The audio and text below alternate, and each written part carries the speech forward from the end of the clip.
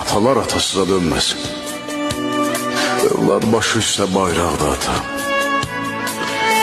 Heç kəsin çırağı vaxtsız sönməsin. Övlada şöləli çıraqda ata. Övlad qüvvəsini atadan alır.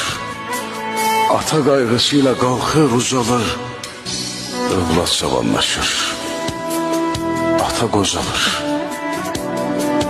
Övladı hər yaşda dayaqda ata. Ömrün sarayı qat-qat sökülsə, saqqala varsa, saçı tökülsə, qamətə əyilsə, beli bükülsə, yenə övlad üçün bir dağda ata.